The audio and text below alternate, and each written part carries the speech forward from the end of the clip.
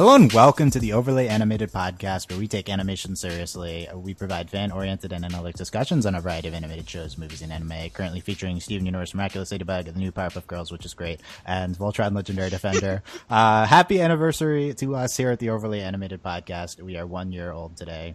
Hey. It is June 24th. We're actually recording this on June 23rd, but that's okay. And, but we will celebrate by doing our stupidest topic to date and giving you our personal top 10 favorite animated series of all time. We'll go through each of our lists. I haven't said I'm Dylan Hysen, and here with me today, who will be giving their lists are Delaney Stovall. Hello. Justin Cummings. Woo! And Michelle Anderer. Hey, guys. And shout outs to our other co-hosts who cannot be here, but so why is this a stupid topic? Because we will be comparing animes to current generation American animated shows to old school shows, to things like, you have to include things like The Simpsons on, like, all of it. It's not a good idea, but if we're going to do it, it's going to be on this anniversary podcast. So thank you to whoever suggested this on Tumblr. I think it was anonymous. And we will be going through our lists. I want to emphasize, these are our personal lists based off of only what we have seen. So again, these are our opinions. These are not best. This is favorite personal list based on what we have seen. There's no way to correctly rank animated series like of all time. It's stupid, but we're going to do it anyway. Dylan says that, and one of us is going to say something. He's like, "That's wrong. You're yeah. Okay, we're already trying for that. Delaney, we're on the same page. So that being said, I am fully going to criticize everyone's list. So I just want to make that clear. clear. Oh my God, Dylan. So this is a personal list, though. but I'm still yes. So Dylan can still say your opinion is wrong. That's how this works. I want to make this clear. You can physically say that, I suppose. I want to make this clear. There are no wrong opinions. This is each of our opinions. It's fully personal, but also there's wrong opinions. So What? If you want to play the home All right, version, then. So we'll tweet us your top 10, and Dylan can tell you you're wrong, too. Yeah, if you comment with your top 10, I'll tell you why it is wrong. But it's not like my list is great to begin with. So here's how we're going to do this. We're going to go through everyone's 10. We're going to each say our 10, then we're going to say our 9, then we're going to say our, and getting down to our 1. If someone... suggested. So someone brings up a show. We've done this before on previous on Spirit World. If someone brings up a show and you also have it on your list after they tell why they ranked it there, then you say, yeah, I had this here, and so we're going to talk about shows once, and et cetera, et cetera. So first, let's go through any honorable mentions. I don't want to use this time to talk too much, get too deep into them, but if anyone has honorable mentions, who here has honorable mentions? I do. Me. Okay. No. So Michelle can judge your honorable mentions. Justin, how many honorable mentions do you have? 5, I'll be brief. Okay, quickly super run brief. through them, yeah. My 5 honorable mentions are 16, Codename Kids Next Door, My Life as a Teenage Robot, Bob's Burgers, and The Amazing World of Gumball. Cool stuff. Any of those on anyone's list? I also had Codename Kids Next Door. As an honorable mention or on your top 10? On my honorable mention. It almost made my top 10, though. It was really hard. Yeah, that was a good one. I didn't even think of that show. That's a good one to put on the list. Also, I'd also like to shout out My Life as a Teenage Robot. Great show. Yeah, same. Love that show. Yeah. Delaney, what's your honorable mentions? In addition to Codename Kids Next Door, I have the original Powerpuff Girls, Danny Phantom, and Foster's Home for Imaginary Friends. Also good. Wow, I was pretty omniscient in referencing Fosters on our Steven. You were. You were. Yeah, I didn't even remember that show existed until I thought it was of the a reference. good show. It was a good show, though, yeah. That show in my mind is like a little bit past when I was like in my prime of watching like only Nick and Cartoon Network, but Delaney's so it was. That was my prime. Yeah, so well, you guys no, are for young, me, so. my brother really liked that show, and I watched it with him. I mean, I'm only a little bit older than Justin, but I watched it with my brother because he really liked it. Not that you could tell from maturity levels, but true. So yeah, my honorable mentions. Just casually savage. This is also going to be how much can I insult like everyone on here. So we're going to do that. I think Michelle's immune, but probably Michelle's the most immune, but we'll see. I take it in stride. So here's if you couldn't tell this, I don't care. This is a more silly podcast, like it's our anniversary podcast, et cetera, et cetera. Here's my honorable mentions. This is gonna be telling what's not on my list. So I'm gonna start with Gravity Falls, which would barely didn't make my list. What? Yeah. That's not on my list either, yo. I mean, there's But I haven't 10 seen slots. There's only 10 slots, but Gravity Falls is Exactly. number 11. Dylan. Young Justice, honorable mention. Gravity Falls is on 4, you jerk. No spoilers. Jeez. Well, I was supposed to, if you mentioned it, I was supposed to tell you it's on my list. Only right? not for the that's honorable true. mentions. Keep up, That's jeez. true. Oh my Keep god, up. whatever. Gravity Falls, Young Justice, great series. We'll see if it's in on I anyone need to list. watch it. Yeah. Rick and Morty. Dylan, Oh, why? I So, got to include that. Let me briefly explain Rick and Morty. So, if I were to extrapolate Rick and Morty 5 years from now, it would like make my top 5. But we've only had 2 seasons, so I'm gonna say for now it's outside the top 10. Let's see more of it, but it's on pace to be a top 5 of all time show for me. Like that's how good it is. You're stressing me out, Dylan. Jimmy Neutron on my honorable mentions. Absolutely Why, love Jimmy Neutron. why are you like this? It's like torturing Delaney. Literally, I knew Ed- that's what every podcast is him torturing me. So Another knife I'm not in the done with heart. my honorable mentions yet. Oh my god. All right, go ahead. Ed, Ed and Eddie, which was like my favorite show. Oh when I was yeah, younger. that would have been. Mom on hated that I Yeah. watched that show. I love that show. Yeah. And now to get into the animes, no one's heard of Usagi Drop. Recommend checking that out. Great series. K-On! Somehow did not make my top 10. One of my favorite all-time animes. And Welcome to the NHK, which is one Sam and I co-sign on being really, really good. So Actually, yes, I'm shocked. I like Yeah. giving you a lot of shade for liking K-On! Dylan. K-On! That's like my type of show. Come on, you know that. Oh, I didn't Sorry, know that. Michelle, I don't know what I have kind of not anime heard you of watch this. besides K-On! Miyazaki. I watch animes about slice of life with cute girls. That's like all. I That's watch, all. so- That's all. That's Oh, literally all Dylan that wants in sounds life. like is your girls and demographic. sex. That's the prototype Not for that my show. demographic. You're Okay. a Silver Spoon fan, aren't you? I don't know what that is, but Oh, so, I need to watch God. that. Okay, let's go through everyone's number 10. By the way, one caveat for my list. My list is heavily skewed towards like 2004 to 2009 because like that's when I watch stuff. So I'd like to point that out. Like this is a stupid list, but it's basically everything's in that time period. We're going to go from least important to most important. So we're going to start with Justin. Justin, what's your number 10? Wait. Least important show or In terms of person? people? Person. Yeah. Just to clarify, Oh, person. that's- Okay. What's your number So, 10, you know, Justin? You're such a My jerk, number Dylan. 10. I was gonna say that today's my 6-month anniversary of the podcast, and I was so happy to be here. Aw. But now that my number 10 is Danny Phantom. So Danny Phantom. There you go. That will definitely be on Delaney. Well, I don't even know if Delaney. that was her honorable Danny mention. Phantom's on my honorable mention. Oh, So okay. do I You get said that to already. talk about why I No, I like it? screamed at everything. Yeah, you said. quickly. Why Danny Phantom? Danny Phantom, I didn't expect much from it, and I don't think having seen talks with the creator, he didn't really the network didn't really expect much from it, but he wanted to do something different, and he did. He went deeper than just your stereotypical superhero show. He built up stuff. He had good arcs within the show. It ran, I think, 3 seasons. To this day, people want it to be brought back over Fairly Odd Parents, which keeps getting renewed. The show, it built such a good world in such a short amount of time, and honestly, it was just a fun, different kind of superhero show.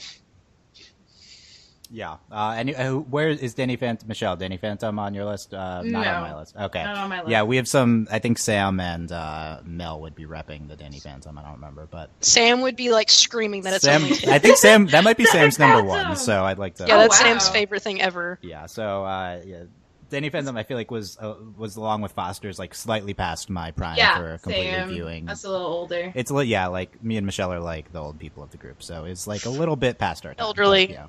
And by past our time, I mean we were like in middle school, not in. Yeah, we were elementary at the school, right? age where it was like suddenly not cool to watch as Yeah, many exactly, cartoons anymore, yeah. and then we got a little older than that, and we Yeah. went back. Like Jimmy I didn't- Neutron, My Life as a Teenage Robot. Those were shows that like when I was just constantly watching Nick and Yeah. Cartoon Network. Yeah, so that it's totally dependent on time period. Michelle, what is your number 10? Number 10 is Princess Tutu. It is an anime. Has anyone else seen it? I don't think anyone else has it on their No. list, but has anyone seen it? I am familiar with it. Good. I have not watched it. I can attest to that it is good Guys, from what I've seen. Yeah.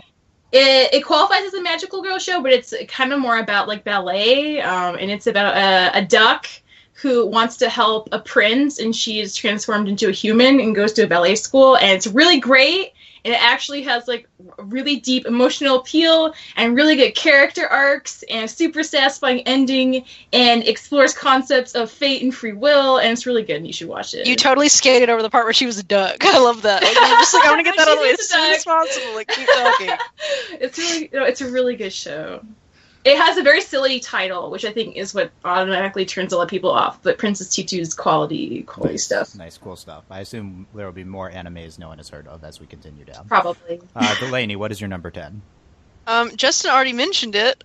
Fairly Odd Parents pre-Poof. I haven't. Okay, Poof's not that bad. Not that bad. It's not great though. Poof's better than the new girl. So Delaney, Fairly Odd Parents, also my number 10, so we can talk about it at once. So why we talk about Fairly Odd Parents for you?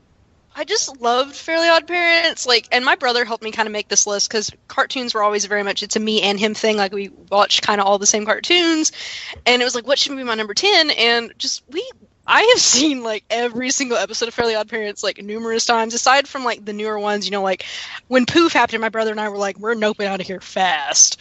But it's just, we were also at that age where like, oh, I don't really want to watch Fairly Odd Parents anymore. But like Fairly Odd Parents, like also like it was just like it was just funny and great, and all the characters are fun, and like it's still one of those cartoons where like, you know, bad things happened, and like the characters learned from it, and it was kind of like you kind of hated people when they did stuff, but you were also like, oh, I love all of them. Like Timmy's great, even though he's annoying, and you know, Cosmo is like the dumbest character ever. It just, I mean, who didn't want you know fairy godparents and just this whole like mythology and these fairy godparents. And also Fairly Odd Parents is part of my favorite thing in my childhood, which is one half of the Jimmy Timmy Power Hours, which is, I still believe, one of the greatest animation things to ever happen was the Jimmy Timmy Power Hours. And the stuff they did with Fairly Odd Parents. Like, we referenced it on a Powerpuff Girls episode, like the on Viral Spiral, they had an episode that was very similar to the Fairly Odd Parents movie that I don't think it's the Fairly Odd Parents movie, but it's one of them where, you know, they're going through the TV. Like, there's just so many iconic episodes, and it's quality. Yeah. So yeah, again, Fairly Odd Parents also my number 10. It's hard. It's easy to forget now, but I think this was my favorite show at one point when I was a kid. Yeah. It's just so it's really good, and it's easy to forget that looking back. But it's just like, I don't know. I was looking at thread on CO this week, and it was like this comic about Trixie dressing up as Justin's having issues, but dressing up as a guy to look at the comic books, like that one episode, and it's like, yeah, and I was like, flashbacks, wow, that episode is great. This show is just wonderful. My first, and the songs, it's one of the first shows really we have like these songs. We had like, the theme song. There's theme songs great. My favorite thing ever when I was younger was the theme song to the movie when they were all I remember chimps, the movie, which was like the best thing ever. The other shout out to have is that one of my earliest fandom interactions was going on the Nick.com forums to talk about Fairly Odd Parents and Jimmy Neutron, and there was and I read fanfics about Fairly Odd Parents and Jimmy Neutron when I was like 10, and this was like actually like it was like what's that, like mid 2000s, right?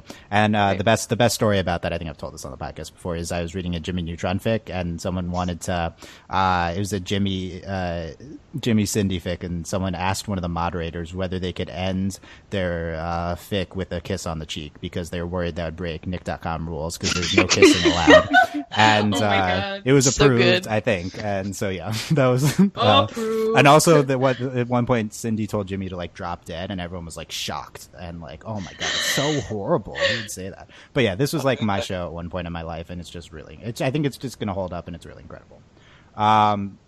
Justin, number 9. My number 9 is Fairly Odd Parents. Okay, you're supposed to say that. You're supposed to. I was waiting to. I was gonna pipe up. Okay, briefly get in on this. Yeah. Okay. Like I said, I do enjoy this show. I was kind of hard on it earlier when talking about Danny Phantom, but to its credit, I think even past Poof, because I mean, I guess I don't know why. Get out of here with your Poof. Like the show doesn't exist past Poof. Okay, like. Okay, no, it did, because then they added Sparky, who I thought would apparently be terrible. the show is still going. Is that a thing? Yeah, it's still going. It's still going. That's I'm going to ignore that part, but okay. Added a second God Kid, and that to me is when it finally went downhill. But its credit, even post-poof episodes still feel like Fairly Odd Parents. SpongeBob kind of jumped the shark around season 4. Fairly Odd Parents took 9 seasons to finally start dropping. The fact that they kept their quality for that long and still had original ideas, it still felt fresh, it still felt unique. The amount of pop culture references they made and the number of celebrities they brought in. They had Adam West as Adam West before Family Guy had Adam West as Adam West. They started that. And it was hilarious. Yeah. Pretty good pitch. And teen pop sensation Brittany. Yeah! Oh, yeah, I remember that. Such nostalgia right now. Yeah, a lot of stuff. We should probably podcast that show was just brilliant. Yeah. Justin, just want to warn you now, if SpongeBob is in your top 3... You have to leave. You will be kicked out of the podcast. I just want to warn you that ahead of time. Not in my top 10 So at all. rearrange the list if you need to. Not on my list. It's not on your... Okay, good. I thought I'd have to kick Justin, you out of the podcast. It's like speaking about SpongeBob on the podcast is like forbidden. No, Just I- Why? There's so many forbidden No. things. If there's good. there's Michelle getting hysterical about my rules. There's so It's much good. history and why we don't talk about We don't even SpongeBob pay on this the many podcast. rules. No, if any podcast is fair game for SpongeBob, it's this one. But if it's in your top 3, you're getting kicked out. I just want to point that. Okay, let's keep going. Michelle, what is your number 9? My number 9 is BoJack Horseman. I wish it was SpongeBob. That would have been funny. But yeah. Okay. I love BoJack Horseman. I only watched it pretty recently, and I was super blown away by how much I liked it. I think I went in thinking it was going to be one thing, and it turned out to be pretty different. But it's really good. Have any of you seen BoJack Horseman yet? Have not. It's on my list. I have it on Netflix. really Ready to Just go. recommended it last night. I'll get to it. It is in consideration for future podcast coverage, for the record. Basically, it's like it takes place in a world where humans and anthropomorphic animals live, like coexist, and have like jobs and houses and like lives. And BoJack Horseman is like a washed-up old 1990s sitcom person, like akin to like Family Guy, I guess. His show is called Horsing Around, and he's since like kind of like a really big jerk to like everyone, and he's super depressed a lot, and it's just like a really interesting depiction of like an unlikable character. And there are like a bunch of people in the cast who are also like equally complicated and interesting, and it's just one of those shows. I can't imagine how they pitched it and got it like greenlit, but like it really works. Super clever. I like it a lot. I would recommend it for sure. Yeah, I've heard nothing but incredible things about that show. Yeah, it's really good. So, at some point, I'll definitely watch it at some point. Delaney, what is your number 9? Unsurprisingly, it is Jimmy Neutron. Nice. Like, again, like, Jimmy Timmy Power Hours. Like, literally, that was like the peak of Delaney's existence was Jimmy Timmy Power Hours. But I just love Jimmy Neutron. I still watch. I have the movie on videotape, and I still watch it and cry. And I mean, I literally videotape. It's not on DVD. I have it on video. What's that? And and I just. And part of it's like growing up, I've always loved the character, like Hermione, like nerd characters, and to watch a show like Jimmy Neutron that's smart and funny and Jimmy's kind of a nerd, but and people kind of are mean to him, but it's also like not about that, and Jimmy's friends. I even watched Sheen, the spinoff for Sheen for a while. Wow, I'm so sorry. That show was terrible, but I loved it because Sheen was just a quality character. I just just everything about Jimmy Neutron was great. Like parents to Goddard, all of it. It's just. I really wish there would have been more Jimmy Neutron. Like that show really, I think, was a little ahead of its time, and it really could have gone. I think there really could have been more to Jimmy Neutron. And it's kind of one of those shows I think you're shocked to find out that it really it didn't run for that long. Yeah. Mm-hmm. I'd like to add, this is kind of a stupid comment, but I don't necessarily like this, but at the time when I was a kid, it felt pretty validating to see super nerdy Jimmy as this really cool figure. That was pretty important in my life, I think. Yeah. I mean, it's definitely a big part of how me growing up is watching Jimmy Neutron. And Delaney, please talk for 30 seconds to a minute about Jimmy and Cindy shipping. Oh, what? man. Oh, God. Oh, man. Oh, God. Please tell us about the episode where they're on the desert island and how that was the most fan-ficky wish fulfillment type thing. Oh, my God. I don't remember that. All of it. That episode. the most shippy episode is where Jimmy and Cindy swap yeah. bodies. Yeah. I do remember that episode. That is my favorite episode. I love the stupid thing where they have like their bodies up and they keep dragging things. Can Jimmy whistle? They like drag for like on a computer trying to decide who has what traits. Like that is the best episode. Yeah. And just who didn't ship Jimmy and Cindy? Yeah, like obviously. Yeah. Like It was hello. the best. Yeah. Yeah. Well, do you have a Neutron on anyone else's list? No. Okay. No. Nope. Good. It was on my honorable mentions. Also, Remember, Timmy yes. and Cindy, because of Jimmy and Timmy Power Hour is also good stuff. Nope. But Nope. she No. lived No cross forever. show ships, please. Not allowed on this. Except the podcast. best part is it was real because they actually Was like real? had crossover. Oh Is that- wait, they did have a crossover. She's been That's saying true. it for, like, it was 10 really minutes, but weird okay. looking at Timmy in 3D animation. Only They been were saying so it for 10 lucky. minutes. Anyway, Okay. my number 9 is Toradora, which is an anime from late mid 2000s. Actually heard of that. This is the best rom-com ever made. The frequent joke you will find is Toradora, best love story ever told. It is, I mean, I can't recommend the series enough. It's absolutely wonderful. It's got the like best like tone type. It's like it feels so like great to watch. It's like subversive, but like also like earnest and funny. Taiga is like the best, and I love her. And yeah, this is just like a super good series. This is one series I can, without qualification, say like just watch it. Like I think everyone would enjoy it. Let's go to. I assume no one on Toradora is on their list, but yes, let's go. Justin, what is your number No. 8? I don't even know how to spell what you just said, but no, my number 8 is Regular Show. You're such a youngin. Like, Like you were I'm literally 18. oh, I need to put Adventure Time on my honorable mentions. By the way, it's not on my list somehow. Anyway, yeah. Talk about Regular Show briefly. Yes. Okay, Regular Show, it came out a couple months after Adventure Time. It helped start Cartoon Network's renaissance of cartoons right alongside Adventure Time. But what Regular Show does, they take that episodic format that can grow so contrived, they keep it fresh, they make it absurd without ever feeling outside of like their universe's laws of absurdity. But what truly makes it wonderful is it's such a love letter to the 1980s. Like, you can tell just the amount of heart poured into this show. They spent 2 episodes from 2 different seasons on a war between VHS, DVD, the internet, and Laserdisc, where floppy disk and 8-track also get involved. It's just an insane show. They do things that you never thought they would reference on Cartoon Network. They play great music.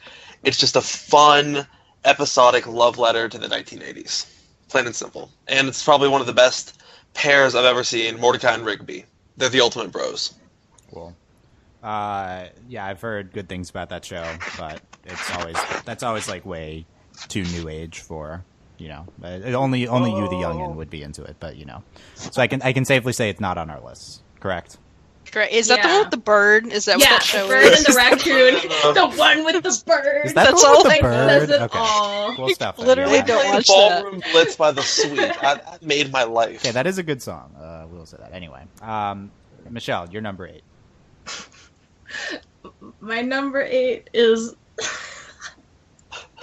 Is it SpongeBob? it's SpongeBob seasons 1 to 3. And Nope, I'm you gonna can't- explain nope, this. Nope, No, you cannot it's qualify. not. It's not She the said third. poof. She You know, said I poof made this poof. list She for can say me. 1 through 3. I'm gonna That's different. seasons 1 through 3 were absolutely fantastic, Dylan. And when it came They out, are. it was a game changer. I think for a lot of shows, it really impacted the kind of style they went for, and it was consistently funny, consistently smart, had great animation gags. Like, it was an all-around amazing show, and I think that's why it turned into such like a marketable like monster of a Yeah. thing. And like, regardless of like how like terrible the show probably is now, since it's been running for forever, like those first 3 seasons were top notch, super classic, and that's why like there are still SpongeBob memes from those 3 seasons like floating around on like social media everywhere now. It's because it's still really funny and relevant and great. So I love those seasons. I think they're they're very high quality. Delaney, is SpongeBob on your list? No. Okay, so 30 seconds is the most I will ever say about the earnestly about SpongeBob. So early SpongeBob actually is incredible. Yeah, it is. It's some of the most influential in the world of animation. I feel like it spawned all of the kind of random type humor that we've gotten from Cartoon Network type things. Mm-hmm. I think SpongeBob is the top 5 animated series of all time, but it's never making my list because I'm too cynical about it. But like, early That's how I SpongeBob feel. was defining, and I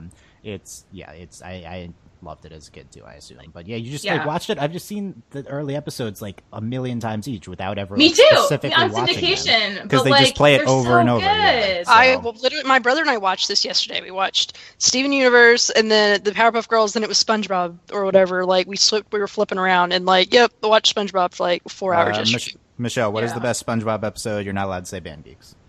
Oh! Not fair. No. What? Sure.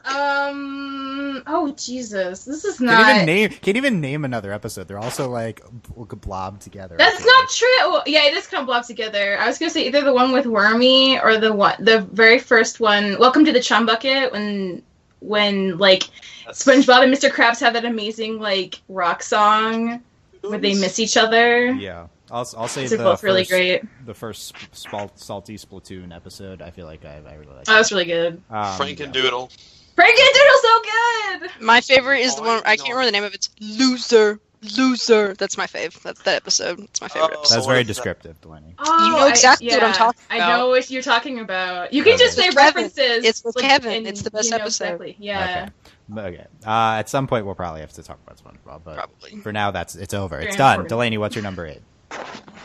You might be surprised it's not higher, but Scooby-Doo. I'm a little surprised, yeah. Actually, yeah, Scooby-Doo should be on my list somewhere, yeah. So, I'm going to say, like, there are so many, like, versions of Scooby-Doo. I'm particularly talking about here Scooby-Doo, Where Are You?, which is the original Scooby-Doo. Yeah. But then I've also, like, What's New Scooby-Doo is great. A Pup Named Scooby-Doo is a treasure and just the best. I've seen a little bit of, it's not the newest Scooby-Doo, but it's the one before that. I think it was Mystery Incorporated, and then now there's, like, a new Scooby-Doo that I haven't seen. But, Scooby-Doo, like, when I was little, you know how kids have imaginary friends, right? I didn't have, I didn't make mine up. I had the entire Scooby-Doo gang. And, like, as I'm laying on my bed right now, I have like a giant stuffed Scooby. Like Scooby-Doo has been like such a big part of my life. Like I love Scooby-Doo. I grew up watching it with my parents. My parents love Scooby-Doo. I identified with the character Velma so hard, and just everything about Scooby-Doo is just great. It's such Scooby-Doo is classic cartoon. Like Scooby-Doo has it's done so much for animation and and the fact that Scooby-Doo has been on for so long, everyone knows what Scooby-Doo is. There's been so many renditions of Scooby-Doo. Like, Scooby-Doo will never end. But so great about it is that the way Scooby-Doo works is that it will never have to end, and it can't really be bad because it's just a mystery show. Like, they just have to unmask the villain, and it's just great. But granted, Scooby-Doo has changed a lot. Like, it's, we have new tidbits on characters here and there, and they do really interesting things. I'm not going to say anything like Scooby-Doo's like super in depth, but I mean, Scooby-Doo, like SpongeBob, has really it's kind of transcended itself. Like everyone knows what Scooby-Doo is, and it's just such an icon, and you can't really what's bad to say about Scooby-Doo? It's great. Yes. Original Scooby-Doo aired 69 and 70, and if you watch it now, it's still really good. It's just great. really I've good. never seen any Arguably, Scooby-Doo. it's the best Scooby-Doo. Like the older Scooby-Doo. I think old Scooby-Doo is the best. Yeah, you gotta watch it, Michelle. I honestly think it holds up well. Man. Most old things I don't think hold up well, but original Scooby-Doo. Even the animation holds up. It's not just it's also visually it still holds up. Yeah. On an objective ranking of animated series, not the favorites we're doing, I think this is easily a top 5 animated series of all time. Definitely. Scooby-Doo has stood the test of time, and it will continue to stand the test of time. Speaking of another top 5 objective series that should be on there, my number 8 is The Simpsons. The fact that I have The Simpsons and Toradora back to back on, I have Simpsons sandwiched by animes is the stupidest thing. This list is so stupid, but I've probably seen over half of the Simpsons episodes in existence at some point. I watched a lot when I was younger of the old ones. I would say modern Simpsons, I did not currently watching episode, still very good. But classic Simpsons is some of the best TV ever. So, what's there to say? It's people underrate like the narrative and the characterization. Like classic, whatever you define classic Simpsons as, is the best TV, not just animation. So, I mean, it's hard not to put it on the list. Putting it at number 8 is stupid, but whatever. To me, there's almost like a separate list. Like, I wanted to put Animaniacs and Looney Tunes and all this stuff, but it's like that's almost like its own conversation. Yeah. I mean, that's the idea would be to put those on this list, but it's too hard to rank, right? So that's. I mean, Animaniacs was at first my 10, and then I changed it. Yeah. Okay. Justin, 7. My 7 is an anime no one's probably ever heard of. Log Horizon. I feel like I've heard of it, but I've not seen it. Tell me basically, imagine if Sword Art Online didn't go downhill. It's the same kind of idea. It's people trapped in a video game, but it's basically flipped. When the players trapped in the game die, they respawn like it's a regular video game. The NPCs, however, if they're killed, that's it. They're done. And so it takes this kind of idea of truly living in an MMO with MMO aspects and mechanics, no Deus Ex Machina stuff, truly having to use the systems. And it's only gone 2 seasons now. I think the manga and the books go farther, though. It's only 2 seasons. They've really built so much of the world, and they've gone so in-depth with questions like, how would this work? How would that work? The flavor text of the items actually start coming true. It really dives in, and I think it's a bold claim, but I'd say it's the best trapped in the video game-esque show there is. It truly, the leader is a scribe mage. Cool. It kind of flips all the traditions. Cool. I want to watch this. It's so good. It takes, I will say, it starts kind of tropey. It takes maybe 6 episodes to really hit its stride, but once it gets there, once they kind of have the whole crew together, it really does start getting good. Cool stuff. No further mentions of Sword Art Online, hopefully, in this podcast. Although I agree to that rule. Season 1 was incredible. Okay, let's continue. Michelle, what's your number 7? My number 7 is an anime called Kaiba, which I think most people don't know about. It's really, really great, though. It's kind of weird. It's probably not everyone's cup of tea. The story's basically about this boy who wakes up and he doesn't have any recollection of who he is. He has this huge hole in his chest, and he has a locket with a picture of a girl inside who he doesn't know. And it's basically about him traveling around to other worlds, trying to regain his memories and find out who this girl is. It's really, really interesting. I think it's one of those shows that really excels at characterization and just like talking about like morality.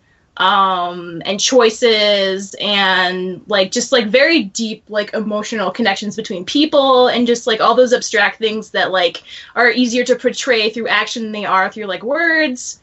And it's just such an interesting show visually. It's very wacky. It has like a really like crazy soundtrack, but it's super cool. And I think it's one of those like hidden gems, to be honest. It's such a good show. Cool stuff. Yeah, I assume a lot of commenters let us know if you've heard of any of these. If you've seen Kaiba, I'll be so happy. Any of us, like there's going to be more random animes, right? I'd like to briefly clarify. I meant first half of season 1 of Sword Art Online. First half. No, not talking about the second. First half. Okay. You didn't like the LAO arc where he falls in love with his cousin? No. Delaney, let's talk. What is your number 7? Okay, my 6 and 7 are like, they could maybe be either way, but right now I have Kim Possible. Okay, yeah. Shocker, it's not higher. Delaney and Mel have podcasted on Kim Possible. You can check that out. Briefly, Kim Possible. Kim Possible is just great, and it's, again, I think a cartoon that was a little bit before its time, and also during kind of like what I would consider the prime of Disney animation. Like, Disney doesn't really do a lot of cartoons anymore, or granted, it's different now, Disney XD, it's almost weird.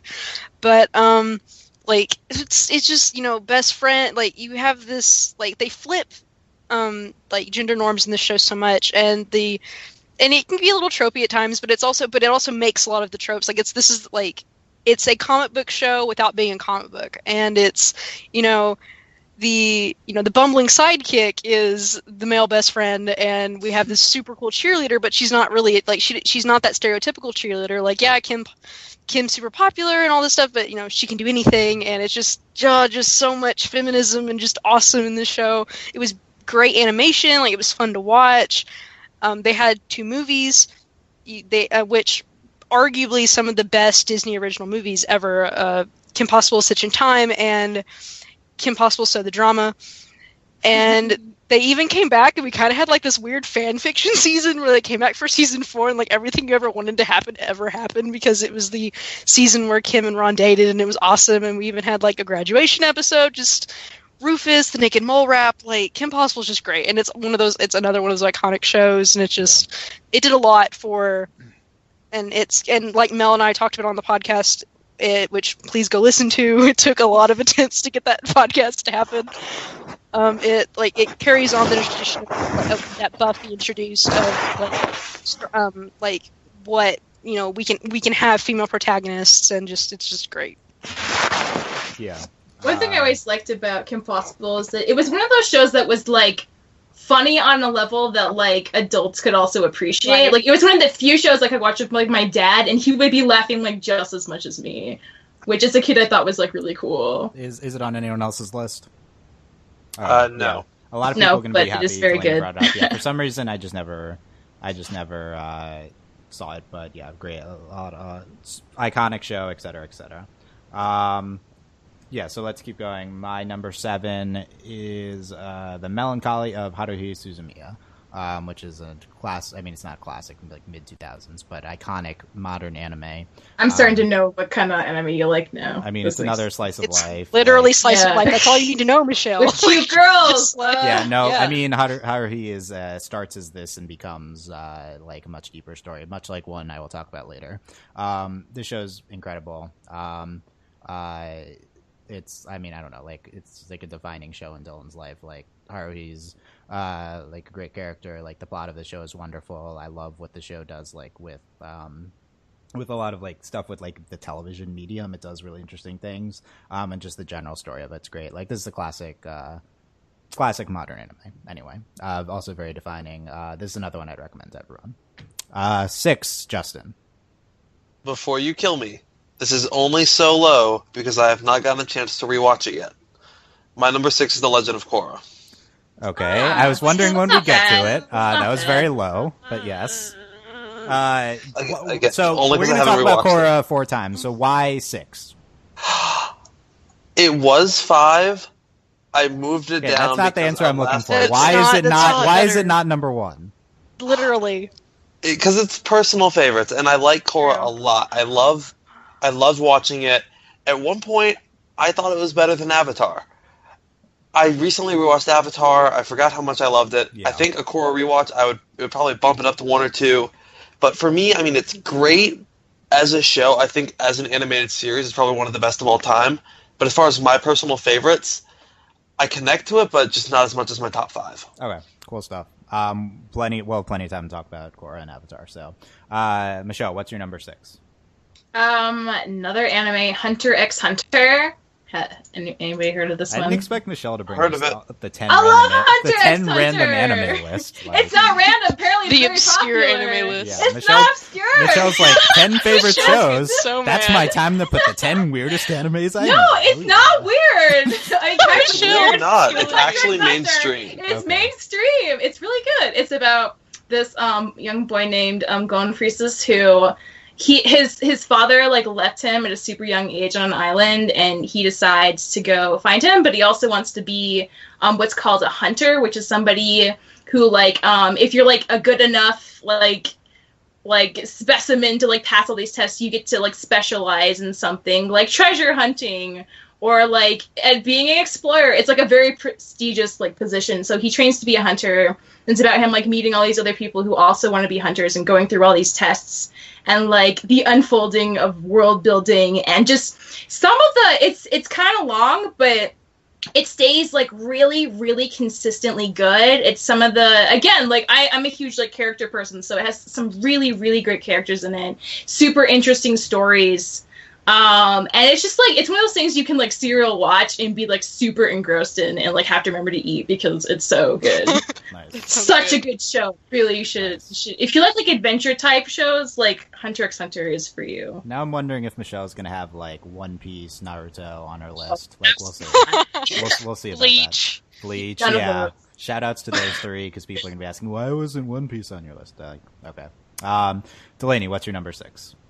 I just wanted to point out, I realized I made a terrible, terrible mistake, and Ruby isn't on my list, and I need to make that an honorable mention. No, I don't think that's a mistake. I think Ruby should not be on the top 10 list. Let's be real. It's not a top 10 But, show. I should have, I didn't even think about it, which is Yeah, horrible. because there's a reason for that. It's because it's nowhere near close to these shows. This is true, because the season we just watched was horrible, but I still love Ruby anyway. Don't say that. We got past the trolls. Right. Come on. Okay, Right. yeah. Okay. So my number 6 is, and Dylan's not going to be shocked at all, Teen Titans. Yeah. Oh, this was my show. I didn't watch it. Talk briefly Teen Titans, yes. So, again, cartoons, very, very, growing up, my brother and I, we do everything together, and watching Teen Titans, that is our show. Before Teen Titans actually aired, I used to, me and my brother had a game. We were like, oh, we're going to be superheroes, and we're the teen team. And so, Teen Titans was like, oh my god, look, they, made this TV show for us. And just, Raven is such, Teen Titans, again, I'm going to keep saying this about all these shows. Teen Titans is kind of, the beginning, but also still a little bit ahead of its time of, we've always had animated comic book character shows, but Teen Titans was kind of the first animated superhero series that it didn't really feel like a superhero series. It wasn't super comic booky, but it just, obviously it is. And of course it leans a little bit more on the anime side of things, but it's just Teen Titans is just awesome. And of course everyone's super offended that Teen Titans Go exists, but Teen Titans, just everything about Teen Titans is awesome. The characterization, just the relationships, and the animation style, and I just wish there was more of it, and I just missed that show a lot, and it was just fabulous. Cool stuff. Justin, is Teen Titans in your top 5? It's actually not on my list, but it is. But it is a great show. But it is a great show, and to its credit, it put Deathstroke in the mainstream long before Arrow did. Okay, that's how people knew who this character was. That's super important. Thanks for bringing that up. Yeah, it is. Teen Titans also not on my list, but yeah, I mean, it's. I watched it occasionally. A very good show. Where were we? That was your 6, right? Yeah. Okay, I'll start things off. We're going to talk about the show 4 times. My number 6 is Steven Universe. Steven Universe. How do I have Steven Universe higher than you? I have it higher than you too. I knew mine would be higher than yours. That's not the question. Like I talked about with Rick and Morty, Steven Universe is a show that's being punished because it is not finished. So I don't know where it will end up here. But it is a show that's only aired for a season and a half, and it's already 6 of all time on my list. That's super high. I think you guys are too high on it, but yeah. I mean, we talk about Steven Universe all the time. It's an incredible show. I think it has the potential to end up number 3 on my list easily. We'll get into it more with other people's lists. Michelle or Justin, what's your number 5? My number 5, this is one you and I both at least have enjoyed, Code Lyoko. Yeah. You talk about it, then I'll talk about it. It's my number 4. Yay! How do you have a show higher than I do? Well, I'll talk about it. Talk about Code Lyoko. Oh, okay. All right, Code Lyoko. This was a show this was one of the first ones that really I got into and just fell in love with and wanted to see more. I don't think I ended up reading fan fiction for this, but this was when I started coming up with all these fan theories. I was young when the show started. 6 when it actually started, yeah. So I fell in love with it. It's one of the first shows. I had to get home from school to watch it. I've seen every episode, every season. I've rewatched it, played all the video games. Season 5 was terrible. Don't watch it. It's a spinoff. Just something about this show is just magical to me. Just the idea of video games and computer worlds saving the day. I love it to this day. I can't help it. Yeah, it's my number 4. This show is perfect for when I watched it. Code Lyoko was my original fandom. It's always going to be very special to me. I went to tvtome.com to discuss Code Lyoko. TV Tome does not exist anymore. The predecessor to TV.com, which then led me to Jake, which then led me to Dong Bufeng, which then led me to the Avatar fandom. It's all connected. The show is incredible. I need to rewatch it, but it was just absolutely magical. It's I don't know. It's just for the age I watched it. It's always going to be super special to me. And yeah, I don't know. I should definitely do a rewatch, and we should do something with this on the podcast. Yes, we should. Is that the show where everyone has big heads and they go into the 3D world? Yes, that's literally foreheads. Big foreheads. Excuse me. Yes. Honestly, I also do think it's genuinely an incredible show, though. But yeah, the Lyoko Warriors live on forever. I did watch Code Lyoko. I didn't get into it until like my brother really liked it, and I was like, "You're stupid. This show is stupid." I think if I really would have liked it if I'd watched more of it. I did end up liking it. Spoilers. I didn't. It's not stupid. It's incredible. It. Okay. Yeah, no, I wish I had been more into it. Yeah, Michelle, what is your number 5? My number 5 is Hey Arnold. I have a lot of feelings about this show. I think Same screaming somewhere. Especially for the age I was when I was watching it. It was like right when I was like the same age as Arnold, and I lived in like a really small town, so I think for me it was really interesting to see what like life in like as like an inner city kid would have been like, and I feel like the depictions of like childhood were like very resonant with me for real life, and I like Helga Pataki is like literally my favorite female character ever. I identified so much with Helga because I was a huge tomboy and I was like really angry all the time when I was little, and I loved her, and I loved like the style. I loved the music. And that show had like so much heart, you know, so much you wouldn't expect. Such a good show, and I am like over the moon about the Jungle Book movie finally coming out. The Jungle movie. It's like amazing. After 10 years, this there is also the Jungle movie with Arnold is going to be. Yeah, a lot of people like are so high on Hey Arnold. Like it's such a good show. You'll constantly hear, "Oh, that show was like an adult cartoon disguised as a kid cartoon." But yeah, I remember it being really a little good, bit. Yeah. They touched on a lot of adult themes like child neglect, like alcohol. Anyone's list? No. No. But yeah, I think that this is one that people will be happy that you brought up here. Yeah. So nice job. Delaney, you're number 5. Rick and Morty. Okay. Because like I do like I completely understand like Dylan's thing with like it's not over yet and we only have this many episodes, but like I know how I am, and I know like and it's also about like this. I mean, this is the list I made now, and like this obviously things I watch currently and that I love are going to be on this list. And Rick and Morty isn't perfect, and yeah, we only have 2 seasons, and I just where is season? It should be coming. It's like coming soon, but Rick and Morty is just like it's. Of course, I love Rick and Morty. It's this dark, messed up, like backwards Doctor Who thing, and it's just awesome, and it's so funny, and the sci-fi, and it's just Rick and Morty's just awesome. Like it's an adult cartoon in the way that Family Guy isn't, and it's not annoying or like horrible or gross. Like they just. I mean, okay, it can be gross sometimes, but like it's not like it's not the way Family Guy is, and Rick and Morty's just great, and Rick is such an interesting character, and I just love that show. It's so good. Yeah, I mean, like this and Steven Universe are the only shows I'd even consider putting on a top 10 list, right? Like those that are still airing. I mean, it's only aired for 2 seasons, but like it's incredible. So good. My number 5 is Clanad. If Allie were here, she would freak out now. Oh my God. Clanad is the best slice of life anime of all time.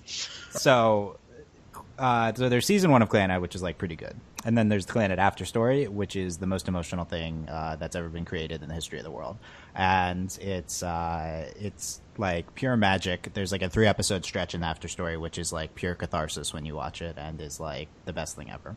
Clanad, like it's one of those shows that goes through all the arcs of all the girls. It's based on a visual novel, so it does that type of thing, and all the characters are interesting. They're all well presented, and then it's special because it's like, okay, we're gonna go through all the romantic possibilities. Then we're gonna tell the life of, we're gonna like have him marry one of them and like tell the life of them together, and that's the After Story. And it's like, what? It's so good. It's so good. Seriously, it's great, and it's the saddest thing ever, and it's the best. So, Clanad's really special to me, and Allie would confirm.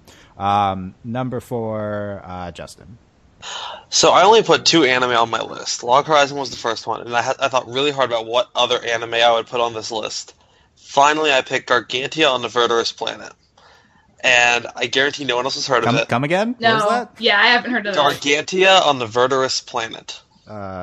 I don't know if those were words, but nope, Google They're came not. up right away. Yep. They're not. Yeah, it's this is a really, really special show to me. It's 13 episodes. I want to say it came out 2013, 12, somewhere in that range. And at first I was kind of iffy because it's a mecha anime. And typically mecha animes are tropey. There's not a lot that really pushes the genre forward. There's a few shows, but none typically have like your stereotypical big mech. It's typically the ones with the smaller ones that really push the show forward. And the first episode of Gargantia didn't really catch my attention. It's not until the very end of the first episode because basically the show's about this intergalactic space fleet, and one of the members gets separated and ends up on a planet that's not on any of their star maps, and it's revealed to be Earth. And so it just goes from there. The planet has basically flooded, and the only people left on Earth live on giant floating barges. And it's genuinely one of the most beautiful looking shows I've ever seen. The way they did the water, the way they did the ships, it all just looks so wonderful. And it takes everything about mech animes and it switches it, because the mech barely plays a role up until the end of the season. And by the time it does come into play, you've grown to love the characters. There's kind of this the main love story in the show between the two characters, Leto and Amy. Leto being the intergalactic space soldier. It's so the traditional two different worlds kind of falling in love. There's a big twist, I think episode 9. Everything about the show was just unexpected. I don't think anyone thought it would be as good as it is. And to this day, it's just kind of an underrated gem. And they were going to make a season 2. They canceled it, but enough people like the show, they're going to publish that as a novel instead. Nice. So I highly recommend getting into it. It's short, sweet, wonderful. Cool. Yeah, the poster looks pretty cool. I don't know. That might take the cake on the random animes, but that was. I've seen the first episode actually. Now that I looked it up, but I have not seen the rest. Yeah, that's me. I was like, and then I stopped. That's me with animes. It gets I watch so much a million better. first episodes. Yeah, so much better than the first episode. Okay. I might check it out now. Michelle, what is your number 4? My number 4 is Invader Zim. This Oh, show Nice. is so amazing, and like it's the kind of thing where when I was a kid, this freaked me out like so bad. And my sister was older and she loved it. And then I was a teenager and I rewatched it. I was like, oh my god, this is like amazing. Like it's so gross, but so funny, and it's such an original idea.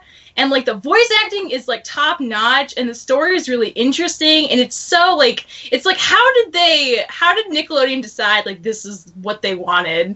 Because it is such a like creepy, gross show, but it's so good. Yeah.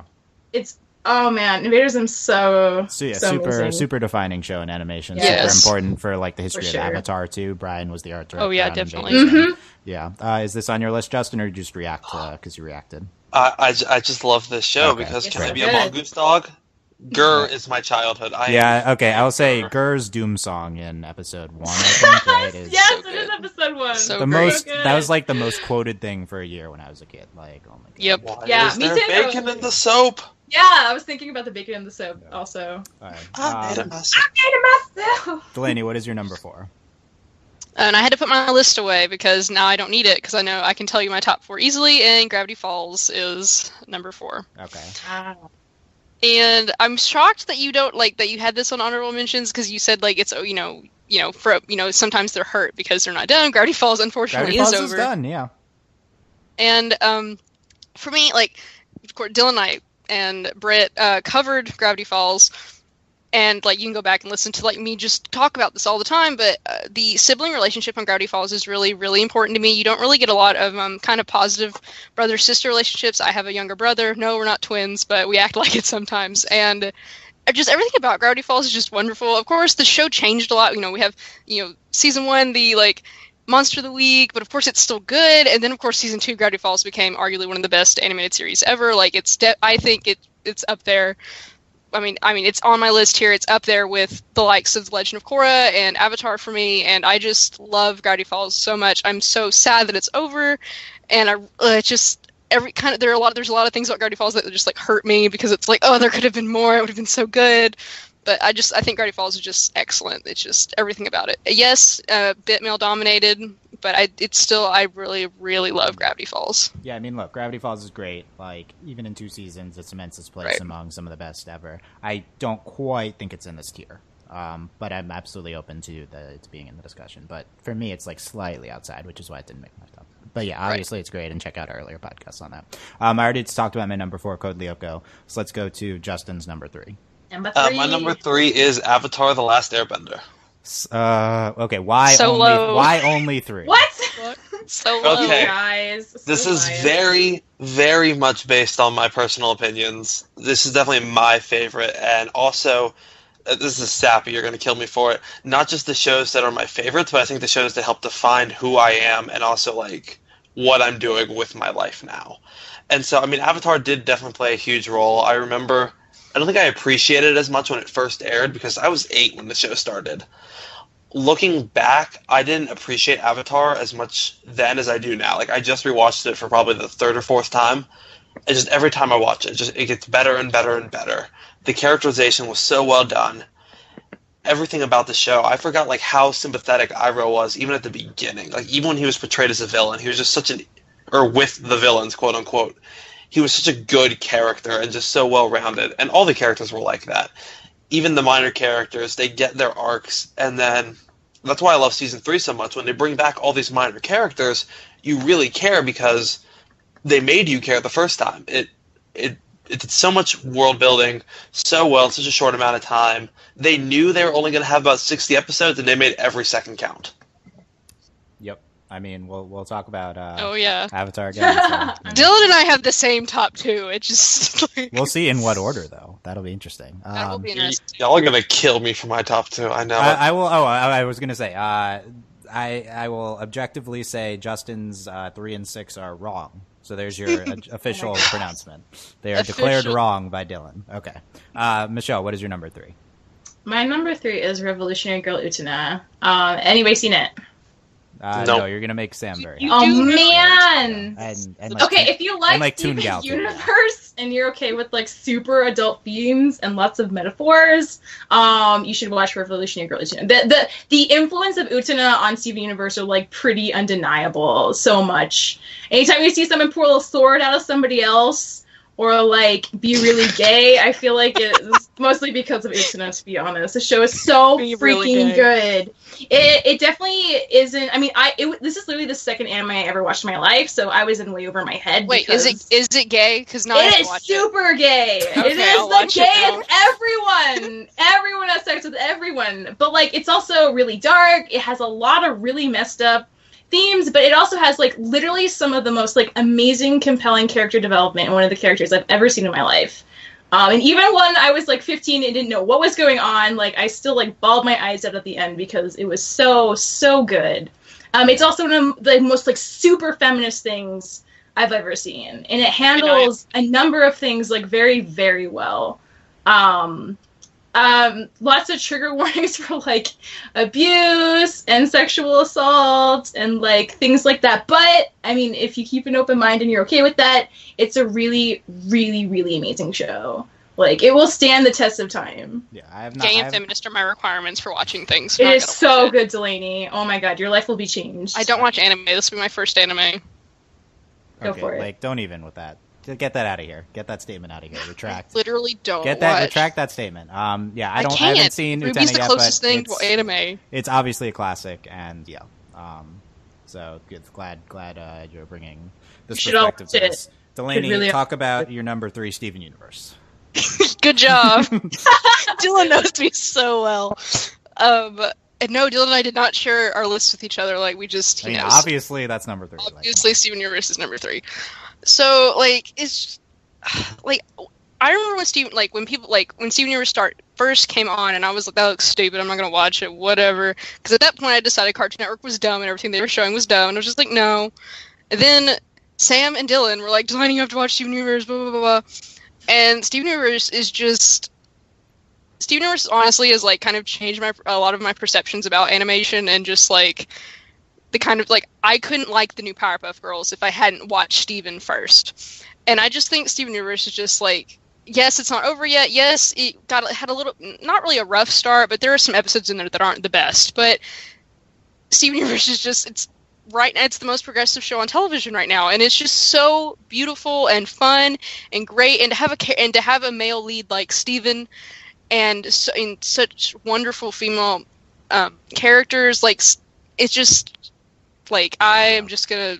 Yeah. Like, I'm so glad Steven Universe exists. I needed something after Korra, so... Yeah, exactly, right? Like, it's a great very true. I assume, and it's gay, so I'm here for this, obviously. I assume Michelle or Justin will have it in the top 2, but I'm not sure. Interesting. That is your assumption. Michelle has not said Avatar or Korra yet either, so I'm about to get very upset. So you have learned not to assume anything about me. Michelle's list is all anime, so... No, yeah, Michelle's list is just anime. Speaking... Did not hear about Harry Arnold and Invaders him. So speaking of anime, my number 3 and my favorite anime ever is Puya Magi Madoka Magica. Madoka is what you'll call it here. Oh, I know that. Yeah, Okay. So- yeah. Haven't seen it. Need to watch It's it. pretty I know. mainstream. It's okay. Yeah, Is that the magical? Is that the magical girl anime? So Yes. So Madoka It's is the dark subversion. It's the magical girl anime. That's spoilers that it's a dark subversion. But yes, it's a dark subversion is the magical girl trope, and this shows everything. In one season, it does more than any other show I've ever seen, including like any show. Like you watch more shows, Dylan. Like its first season. Have you seen the first? Like this I've one? seen it. I've seen all of it. I've even seen the movie. And I'm not even talking about the movies here. I'm talking about The movie's a one mess. season. We shouldn't talk about it. We're not talking about that. Like 12 episodes. It's perfect. I mean, like what else is it's you need to watch it. Watch. The classic thing is like watch until the end of episode 3. Like give it some time, and then I think it's the perfect show. And Except for all the queer baiting, right? I don't think it's baiting. I think it's like I think it certainly is. I mean, you can argue that, but like I think that it's like clearly. I think it's. I obviously don't go for a romance plotline, but like it's there, and like the finale is all her doing things for her. Like I think it's not baiting, but anyway, it's perfect. It's my favorite anime ever, et cetera, et cetera. It along with Clanton are always my number 1 and 2. Justin, what is your number 2? So last night I ended up telling Michelle my list when we were working on the outline for the Steven Roundtable. I flipped my number 1 and 2 while we were doing this podcast because I really started thinking about it. And when it comes down to what influenced me more, this is only number 2, Steven Universe. Okay. Okay. I know a lot of you guys came in a bit later on Steven. I was very wary of it. I had heard Rebecca Sugar was working on it, so I was kind of interested. Cartoon Network had no clue how to promote it. From its like first promos before it started airing, it looked very Uncle Grandpa-esque. I had no interest. I was just sitting in my room one day. I think it was the premiere. Gem Glow was just kind of on in the background, didn't pay attention. The moment Laser Light Cannon started, from like the moment they started talking, I just sat up and paid attention. And it was that episode. By the end of just those 11 minutes, I knew this was something special. And I just fallen in love. And from then on, I was in love with this show, watched every episode, was always just so hungry for more, and then eventually Steven Universe is actually what led me to join Overly Animated. So that's my little spiel. Sentimental. That's my little spiel. I feel the same way about Laser Light Cannon also. I remember when those two came out, and I was feeling kind of iffy about Gem Glow, but then Laser Light Cannon came on, and I was like, oh, it's going to be okay. There's something really special here. I totally understand that. Okay. Yeah, obviously Steven Universe is great, et cetera, et cetera. Listen to our podcast on it. Michelle, what is your number 2? I kind of cheated.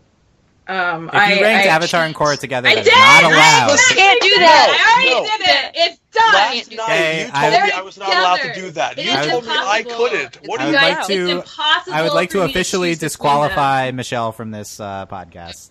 She Well, told it's me last already night I was not allowed to done. do that. Not allowed. You can't do that. It's not allowed. I couldn't choose, you guys. Okay, briefly talk about what they mean to you, et cetera, et cetera. Well, Avatar is just like, again, I think it's one of those shows that if you have no idea what you're watching at first, you're super like pleasantly surprised by how amazing and great it is, and how consistently funny and compelling, and how far they go with characters, and like how great the world building is. Deus Ex Machina aside, last episodes of season 3, it's just such a. And again, I feel like some of these other shows we talked about, it probably was a game changer in a different way for a lot of children's animated shows, especially for Western animated shows. Like, there wasn't anything quite like Avatar before Avatar, you know?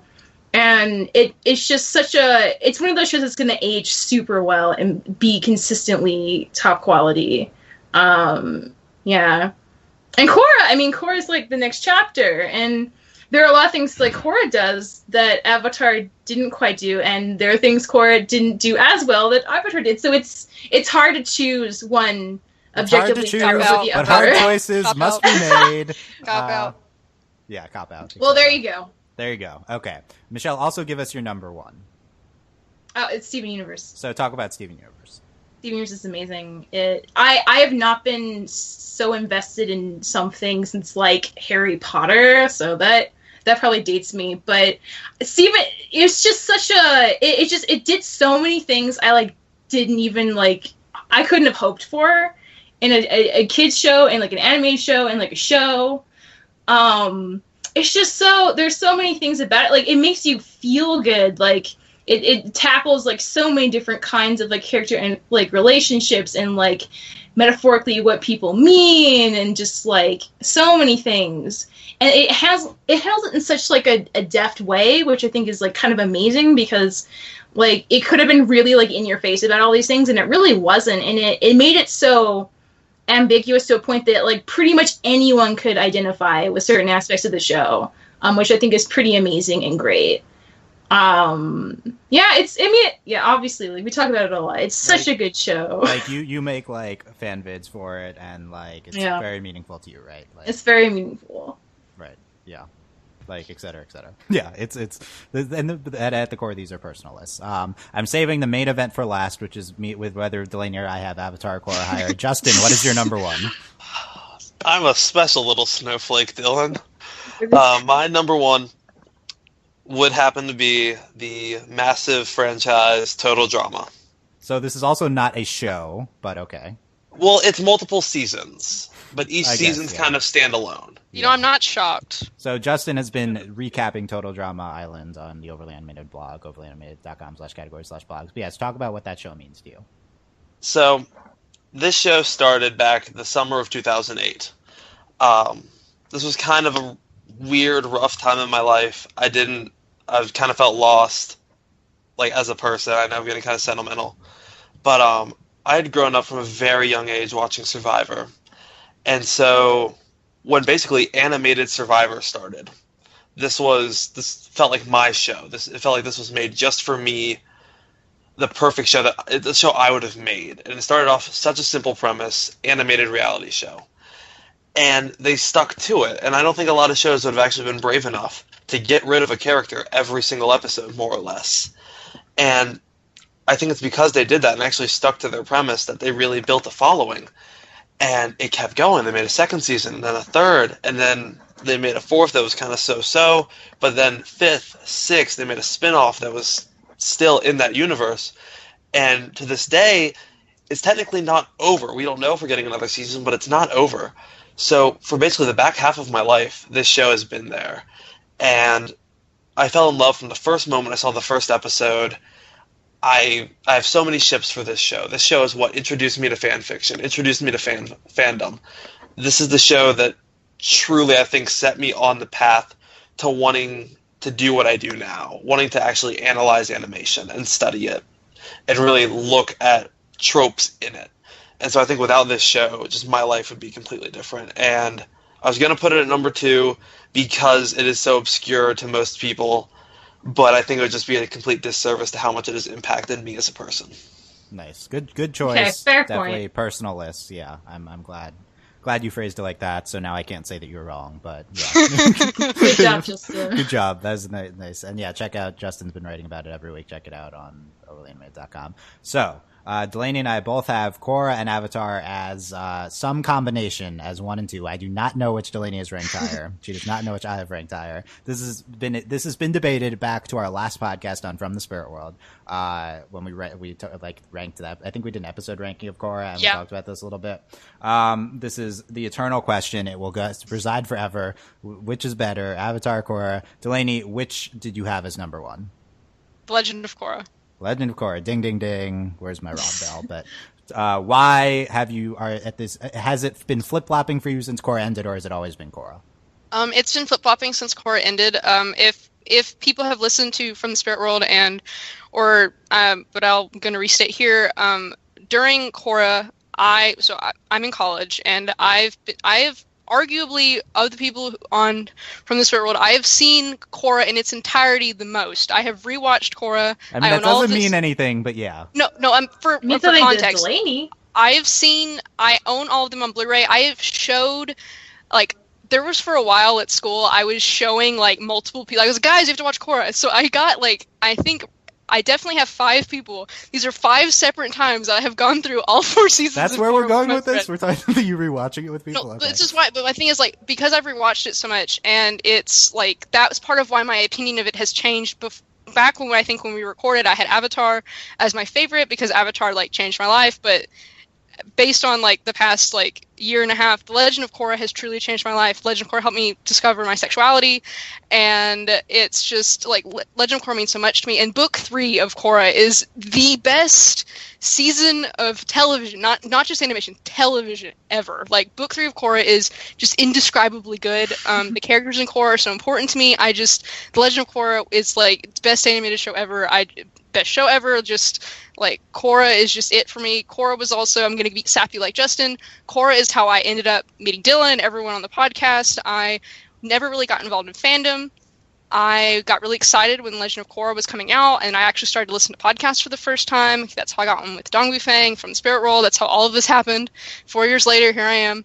And it's just, Legend of Korra is just so important, and it's just everything that Korra has done. Like, just the ending of Korra, like, even though everything before that is amazing, the ending to Korra, like, just changed, like, my entire life. And it's just, that's what television should be. That's what it just, Legend of Korra is just beautiful and amazing, and it's just, like, the best thing ever. Nice. Go sign.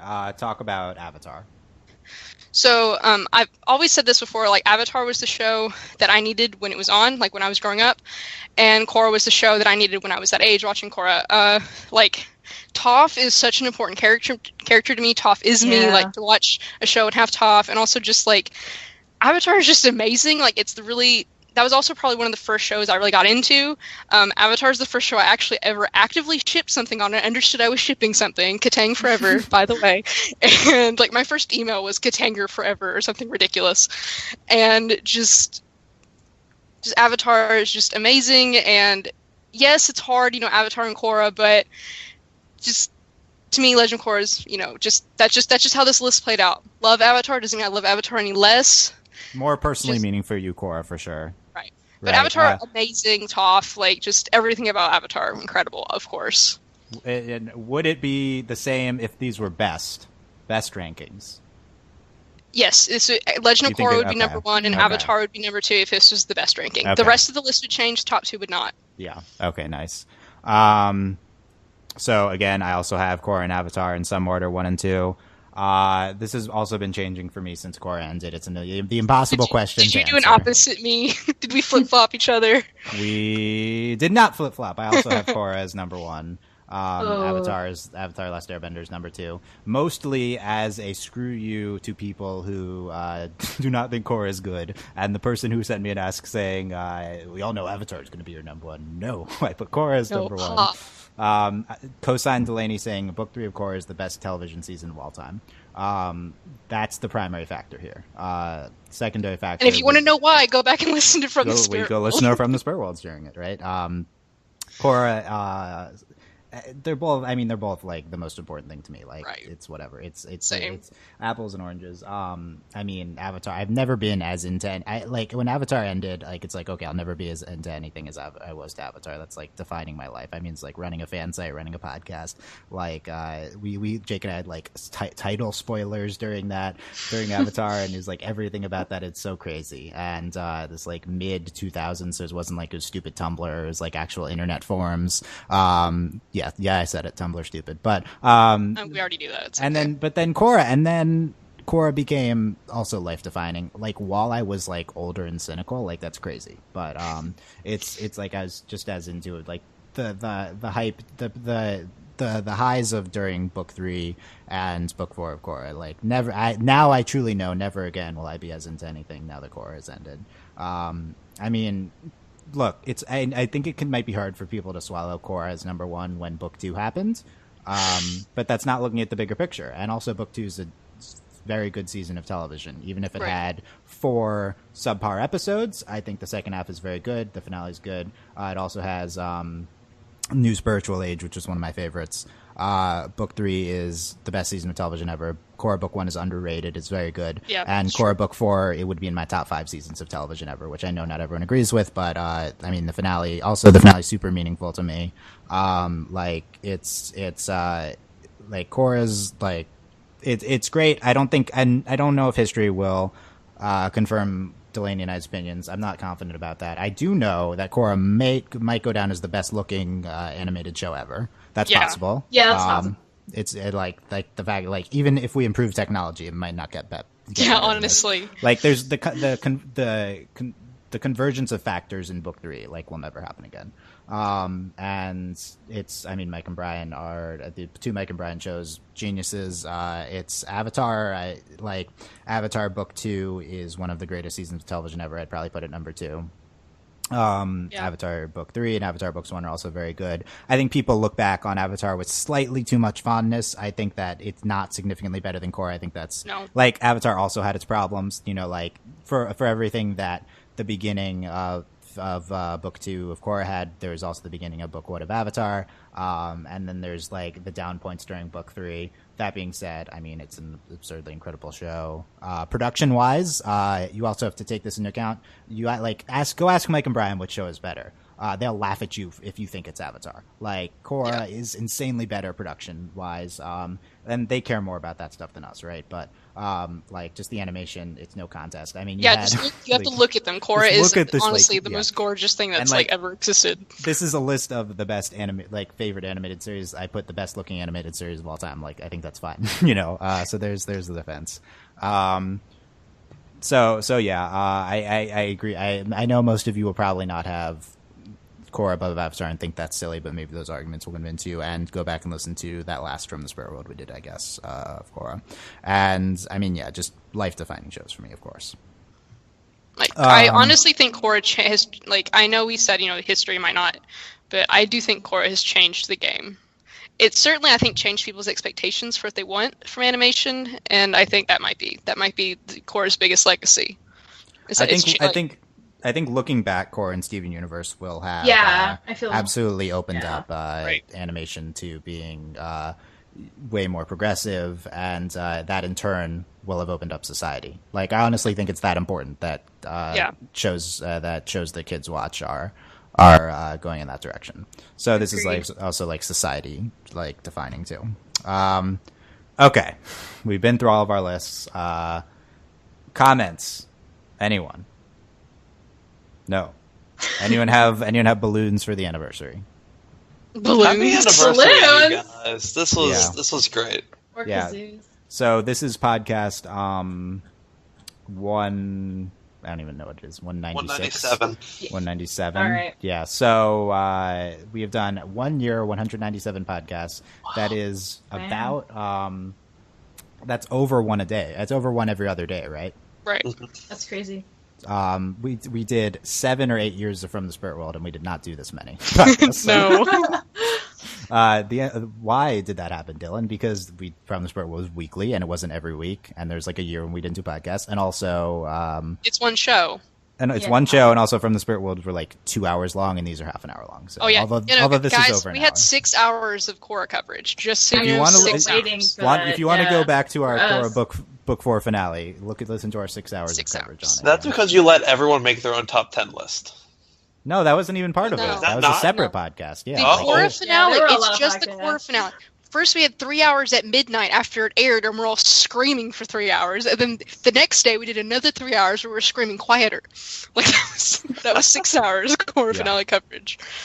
You can still check out From the Spirit World, by the way, dongbufeng.net/podcast, dongbofeng.net. Somehow Jake is still paying the bills. I don't understand. I think it's still on iTunes. That's where I found it.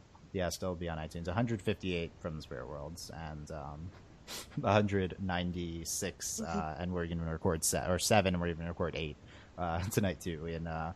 Of this in 1 year, so that's good. Thank you so much for those of you who've listened all year to From the Spirit World, but also to Overly Animated. So I have the page up right now. To Overly Animated, and those who listen to us on FDSW, which I think it's actually the majority of you. Like, yeah, I'm pretty sure. We haven't actually. The biggest problem with podcasts was we haven't grown that much. We're still kind of sitting on our FDSW audience, which is a problem. If it continues like that, it's not sustainable. But thank you for those who have listened. Like, it's been great. This has been better than I thought. I didn't think we'd do almost 200 podcasts in a year. Like, that's kind of crazy. Thank you so much to Delaney, Justin, Michelle, Sam, Mel, Britt, Jeff, everyone involved. With Allie was even on a podcast or two. Everyone involved with From the Spirit World. Special shout out to Delaney, who is probably on 120 of these, I would say. Probably. It's a lot. Yeah, that's a lot. We have to count. We have to go back and count. I actually could count because we have those emails for the money, right? So right, yeah, we can sum it up. Thank you so much to our patrons. Really appreciate you guys, patrons past and present. We talk on the Facebook group, and it's you consider becoming a patron, being further part of the community, but also, of course, understand if you just listen, and even if you support us by reblogging and retweeting. This is a great time to give us iTunes reviews for the 30 of you who are still listening an hour 20 minutes into this podcast. This is the long. Is this the longest? No, overly animated. No. Did we have one over an hour and a half? No, we went hour 40 minutes on the Avatar Survivor cast. Yeah, but that was tied for the longest with something else, and me and Delaney talked about. We recently did Origins for an hour and a half, so this is not. That's what it was. Okay. Me and Mel, I think, talked about something for an hour 40. I feel like I don't know. It's probably one of the movies. Yeah. The Survivor All Stars will probably go for 2 hours. I will not let that happen. I promise. Make it happen. Say that, but I want to beat the Tyson cast. Can't beat the Tyson cast. It's actually. It was 4 hours. Well, we had From the Spirit World that went almost 3 hours, but yeah, the Tyson cast is not. Yeah, I can't beat it. We had From the Spirit World podcast that we broke 3 hours. Then we had a few episode discussions that were almost 3 hours. Yeah, it's check out those ones. Actually, good point, Justin. Shout out to Rob Cesarino, who's been my biggest podcasting influence this past year. I will constantly listen to Rob as a podcast, and that's my major influence. I've noticed I've started even copying his mannerisms when podcasting. Yes, you do. You were asked for his bell tonight. I did ask for the bell. That's not what I mean, though. I've been doing the Oh My God a little bit, which is totally him. But big podcasting influence. Despite me podcasting for longer than him, of course, because I was a very early podcaster. But just to pat myself on the back. Little baby Dylan. 14-year-old Dylan starting a podcast. And thank you so much for supporting us. By the way, the 30 of you listening, if you all go as iTunes reviews, you will triple the number of reviews that we have, so that will be very helpful. That'd be amazing. Please do. Seriously though, those are important. We read them and we love them. Well, there's that, and there's also it boosts us on the iTunes listings, which are pretty important to more people finding the podcast. So that's very important. So do please consider doing that. And of course, consider becoming a Patreon on patreon.com/overlyanimated. I read the patrons every podcast, but let's read them again. Patrons past and present: Shayna, Mitch, Cordell, Beatrice, Nate, Andy, Jamie, Rachel, John, Ryan, Catherine, Taylor. Fever, Morch, Canonu, Steve Beach, James, Nathan Fillion, Buzz Like Your Mailman, Rich Rose, Jennifer, O'Brien, Cookie Cat, Needle. The next nicknames are getting progressively better, I think. We're learning. We're figuring it out. Thank you so much to you guys for financially supporting the podcast the past year. It's the podcast is slightly profitable, so it's completely thanks to our patrons. Woo, and by slightly, I mean literally these guys get $3 a month. So that's what I mean. It's good stuff, guys. Yeah. Cashed in all my chips. Steam summer sale. Yeah, don't use that all. Don't use it all at once, young man. That's what I should have said. But Dad, just allowance. Yeah, Justin's 3-month allowance. Yeah, exactly. So, I thank you so much, guys. We're going to continue the plan's normal for now. I hope to get some more movie discussions going. I hope to get Justin and other people hosting these. They haven't happened yet, but once I'm on campus, life will be beautiful. I promise. I just need that sweet internet. Your internet has held up for the most part, but yeah. So thanks. I have no excuse. I'm just busy. I mean, yeah, that's true. Delaney continues to be on every podcast despite busy, and yeah. Anyway, thanks so much. Hosting is extra busy though. Yeah, it is. I mean, yeah, there's more to what I do than what it seems like. There's more. There's slightly more. Although I have been making Justin and Michelle do the outlines for at least one of them a week. This is also true. Yeah, I volunteer. That's good because I would not have put through I would not have made a Greg outline. That would not have happened. So no, there would have been no Greg outline. Whatever happens unless I push for it really, really hard. Yeah, that's good. Okay, so stick with us, guys. We're going to continue our coverage of the current shows we're doing. considering. There's a few shows I'm considering. I need to check out Loud House. Yeah, okay. I need to get caught up, but yes. I was keeping up with it when it I was keeping up with the news for it right before it came out, but I just haven't managed to catch any episodes. Delaney and I talked about it before it aired. Yeah, that show was on my radar before it aired. So Steve, our frequent emailer, has bugged me about it. Yeah, we'll see. We'll see if that's a show we want to cover. And I forgot to troll with the new Powerpuff. I was going to say number 1 on my list, the new Powerpuff Girls. Yeah, I was going to say We have waged war, ladies and gentlemen. No, don't say. We're not saying any names, but yeah, check out our Tumblr for a great response by me. I'd like to say. It's pretty. And yeah, thanks guys. Okay, I should have stopped earlier because we still have another podcast. But yeah. Yes, we do. Yes. That's fun. But yeah, thanks. Thank you again to you guys and patrons and co-hosts and whatever. Leave your comments. Give us your comments for your list, by the way. I want to see your guys' list, and then I'll tell you where you're wrong. So thanks for listening, guys. We will see you next time. Bye. Bye.